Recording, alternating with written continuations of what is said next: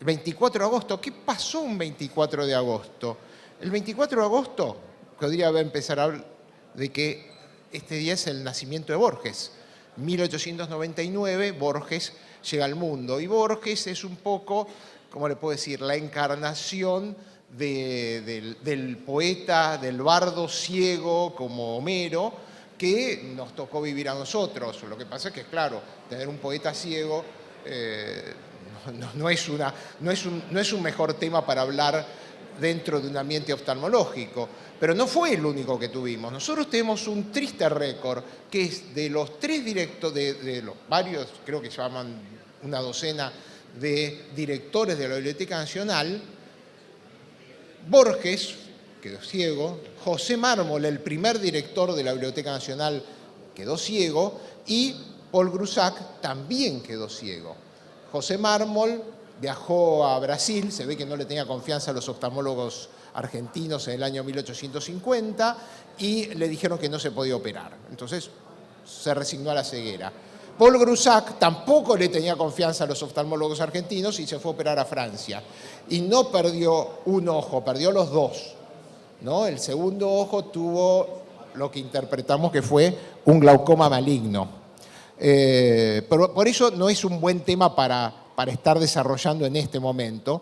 Y preferí contarles qué es lo que pasó un 24 de agosto de 1810, en donde, y aprovechando la presencia de tantos distinguidos colegas españoles, como este, que fue nuestro anteúltimo virrey, a pesar de ser origen francés, se rebela contra la Revolución de Mayo y hace una contrarrevolución españolista. Con mala suerte, lo terminan capturando, lo capturan justamente un 24 de agosto, lo fusilan el 26 de agosto en Córdoba, en Cabeza de Tigre, y su cuerpo estuvo perdido durante 50 años hasta que la familia lo vuelve a encontrar y decide que esta había sido una tierra muy ingrata para el héroe de las invasiones inglesas y lo manda a España. Y en España, a mí me encanta, saben que tengo un libro que se llama Trayectos Póstumos, en donde hablo de la aventura de los cadáveres, y se encuentran dos cadáveres, los dos últimos virreyes del Río de la Plata se encuentran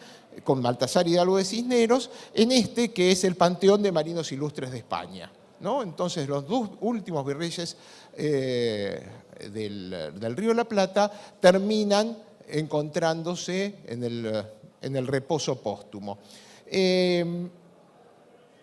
Baltasar Hidalgo de Cisneros, a pesar de que nosotros lo tenemos en baja estima, para los españoles era un héroe. Fue un héroe, lamentablemente, fracasó en Trafalgar, pero fue culpa de los franceses, y él estaba resignado a morir en su barco, que era justamente la réplica del Santa María del Trinidad, que está en Alicante. No sé si lo siguen estando en Alicante, pero hasta hace un tiempo atrás estaba en Alicante, esta réplica. Él se resigna a abandonar el barco y son los ingleses los que lo retiran porque no podían permitir que un valiente muriese de esta forma. Quedó sordo después de la batalla de Trafalgar y por eso creo que habrá tenido algunos problemas de comunicación con los criollos porteños.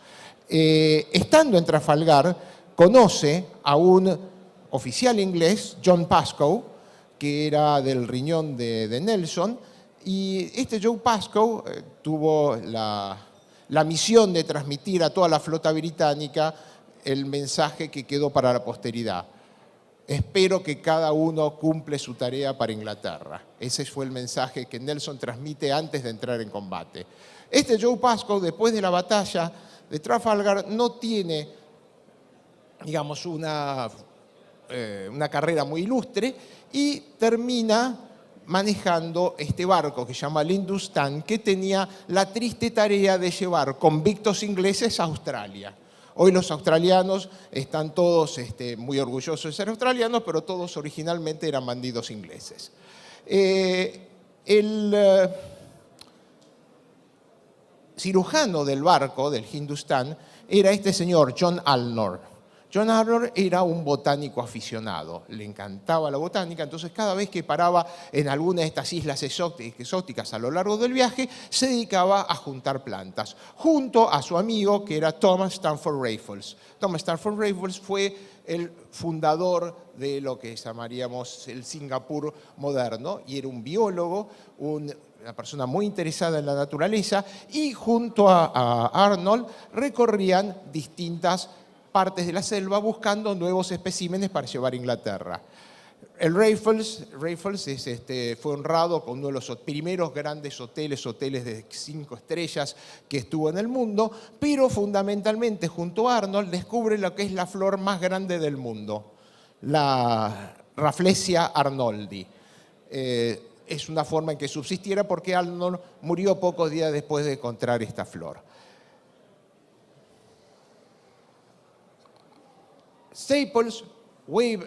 Raffles vuelve a Inglaterra y es miembro del Consejo Británico, es miembro del Museo de las Indias Orientales, y ahí conoce a dos personas que para nosotros son los científicos a los que más miedo le tenemos.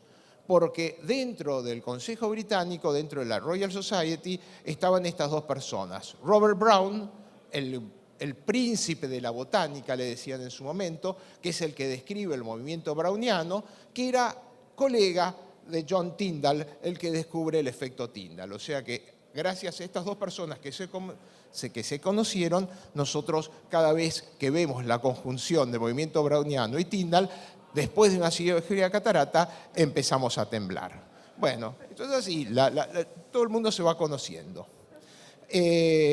Brown, como le decía, era una especie de popstar de la botánica, conoce, y justamente el que lo llama el príncipe de la botánica, era Alexander von Humboldt. Ese ya es una figura más conocida para nosotros. Fue un científico alemán que recorrió toda América Latina. Hay muchas partes de la geografía de América Latina que llevan los nombres que le puso Humboldt. De hecho, la corriente que enfría todo el Pacífico lleva el nombre de él. Y lo conoce a Brown y traba una gran amistad con él. Se escriben a lo largo de 30 años. Y Humboldt, después de estar en América, el zar lo invita a recorrer Rusia. Y durante 9 meses, en el año 1840 aproximadamente, va desde los Urales hasta Mongolia. Y ahí le hace un gran regalo al zar, que descubre las minas de diamantes rusos, con lo que fue ya se recuperó la inversión del viaje. Y la otra cosa que hace, empieza a hablar de los movimientos geomagnéticos, que las distintas formas de distribución de las cargas eléctricas que tiene el planeta Tierra. Y esto inspira al capitán James Clark Ross, que fue el que describió y que unió y visitó los dos polos magnéticos. Primero fue al del polo norte, al polo magnético norte, y después, gracias a las predicciones, y recorrió distintas partes del mundo. Por ejemplo, descubre la isla Seymour, que no es nada más que nuestra base Marambio. O sea que la base Marambio fue descubierta, lo que nosotros usamos como base argentina y nuestra reclamo por la Antártida, está descubierta por este señor Ross. Y aparte descubre el polo sur magnético, gracias a las predicciones ¿de quién? De Gauss. Todos estamos bajo la campana de Gauss. Gauss pronostica que el polo sur magnético va a estar en tal localización. En realidad se equivocó, estaba 10 grados más allá, pero al menos lo acercó a Ross al lugar a donde tenía que estar buscándolo. Ross fue profesor de Göttingen, la Universidad de Göttingen, de donde salió Robert Mackenberg, aquel que desarrolló la vitrectomía. Pero bueno, ese es para el curso de retina. Justamente Gauss y Humboldt eran dos personas decimonónicos, y los científicos decimonónicos tenían una máxima: hay que medir lo que hacemos, que a veces lo olvidamos, pero es una gran máxima científica. Midamos qué es lo que hacemos. Y para culminar este desarrollo científico que tenía Alemania, Humboldt desarrolla la Universidad de Berlín, o funda la Universidad de Berlín, que está en Unter den Linden, cerca del Paseo de Brandenburgo, y ahí se convierte en un centro de desarrollo intelectual y científico para todo el mundo. Entre ellos va a visitarlo este señor que se llamaba Othniel Charles Marsh, que es un paleontólogo, es aquel que desarrolla la paleontología, descubre a lo largo de su vida 80 tipos distintos de dinosaurios y gran parte de ellos los tiene guardados en el Museo Peabody, que hoy está al lado de la Universidad de Harvard, porque George Peabody era su tío, un millonario que destinó mucho dinero a desarrollos científicos, investigación del pasado, y funda este Museo Peabody, que está, como les decía, en Harvard, donde tiene especímenes muy raros, como por ejemplo esta, la que está abajo, una falsa sirena. Esta es lo que llaman the Fiji Mermaid, la sirena de las Islas Fiji. No fue descubierto en las Islas Fiji, tampoco es una sirena, sino que es una especie de made in Japan. Los japoneses, no sé por qué cuestión cultural, solían hacer falsas sirenas usando la mitad de un salmón y con una sutura invisible juntaban la mitad superior del cuerpo de una mona hembra. Y eso se distribuyó a lo largo del mundo y más de un incauto pagó fortunas por creer que había vuelto a descubrir una sirena, y al final una de ellas se expuso en el Museo Americano de Barnum y termina exponiéndose actualmente en el Museo Peabody, en Harvard. Les decía que Marsh era un paleontólogo, encontró 80 dinosaurios, especies de dinosaurios distintas, y junto a él trabajó este señor que se llamaba Lawrence Smith, que era un geólogo.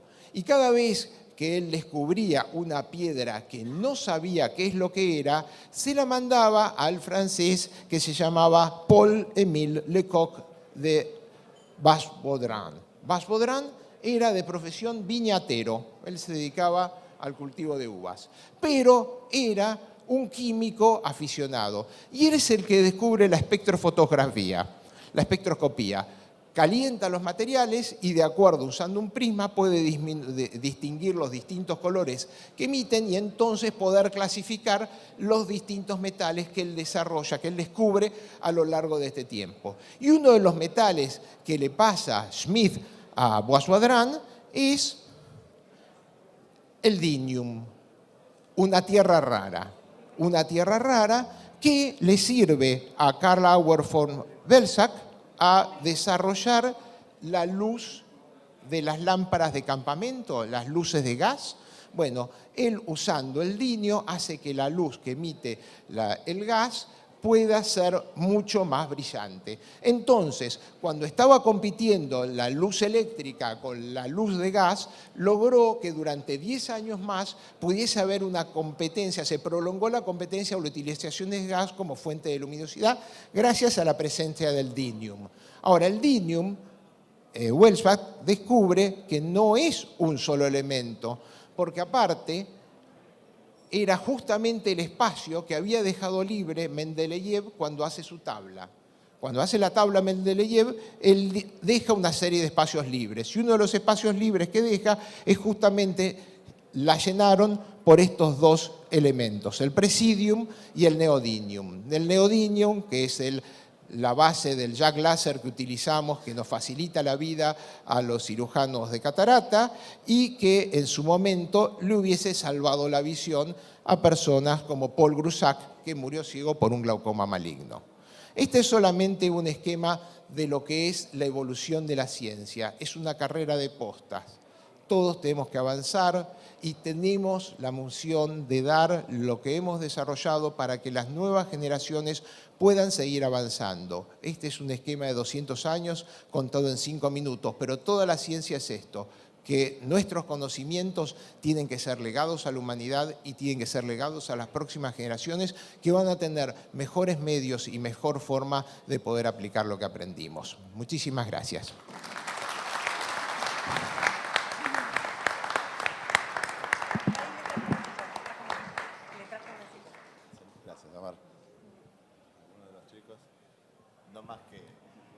No, la verdad que después de que habló Omar, lo único que voy a tomar es lo último que él dijo y es la obligación que tenemos de sostener el aprendizaje, seguir aprendiendo y seguir enseñando. Y lo único que yo agregaría es mantener el fuego sagrado. O sea, la posta es entregar el fuego sagrado que nosotros tenemos a los que nos siguen para seguir creciendo en esto. Quería una foto transmitiendo una posta con una antorcha, con la antorcha olímpica, pero no la encontré, por eso es que pasé solamente a la posta. Pero te entendí la idea. El valor de la historia es realmente importante en la evolución de todo lo que nosotros vamos aprendiendo y viviendo en el día a día, muchas veces negada y soslayada sobre todo por la gente joven que, bueno, tiene otros objetivos en la vida, pero tratemos de rescatar el valor de la historia y de los que nos han precedido, que es muy importante. Bueno, nosotros los jóvenes tenemos en cuenta un poco la historia, hay cosas que las tenemos en cuenta. Cuando escuchaba lo que empezaste con el 24 de agosto con Borges, me acordé de un poema de Borges, que es de donde salen belecos fraguados en la boca, que se llama Fundación Mítica de Buenos Aires, ¿no? Y que describe como él piensa que fue la fundación de Buenos Aires. Empieza diciendo, y fue por este río de sueñera y de barro que vinieron las proas a fundarme la patria, irían a los tumbos los barquitos pintados por los camalotes de la corriente Zaina. Bueno, después sigue, si quieren se los digo todos, pero no, se me van a cargar como en Salta. Pero ese poema termina diciendo, y a mí se me hace cuento que empezó Buenos Aires, la juzgo tan eterna como el agua y el aire. Y ¿nos podrás contar la historia oftalmológica de Borges? ¿Vos la sabés?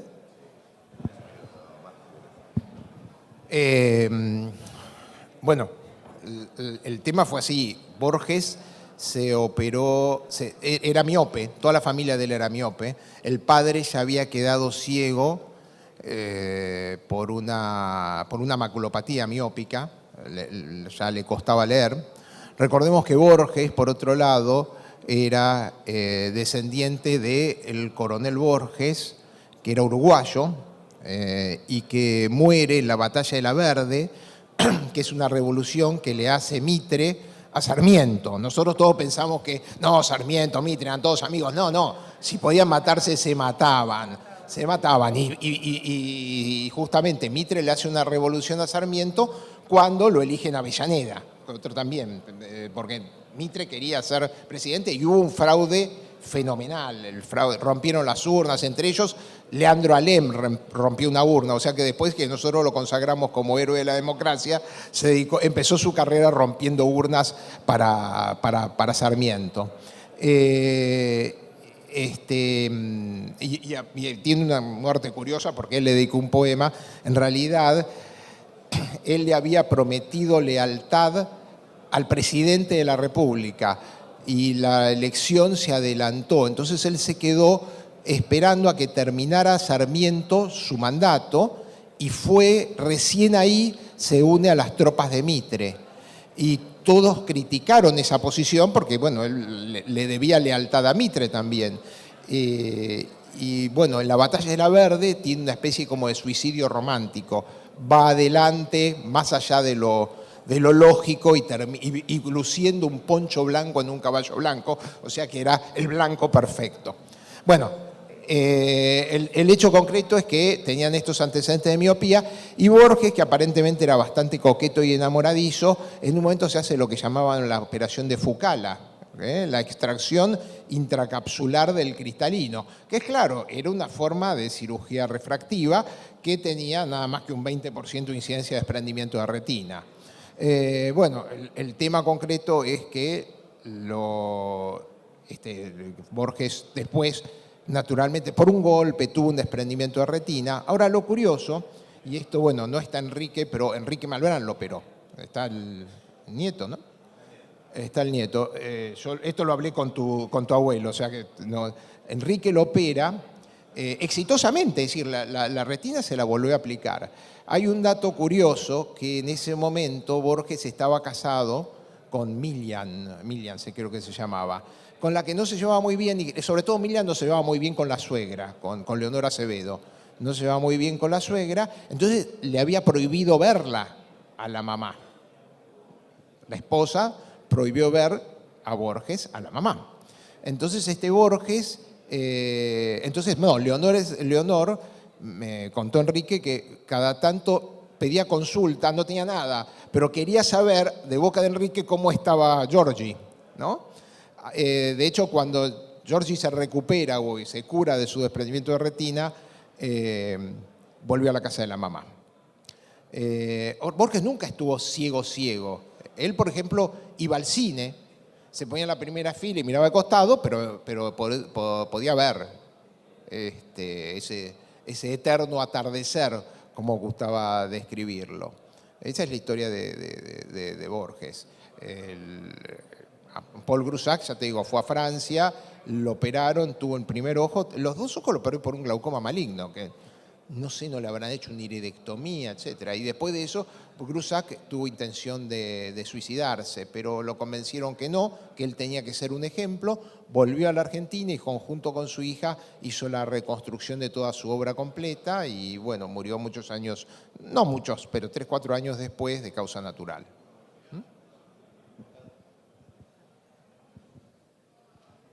Yo quiero cambiarte el tema y también el enfoque, Omar, y creo que esto es un foro bueno para que nos hagas una pequeña disquisición filosófica acerca de si un curso, un congreso, una reunión puede ser entretenida y seria,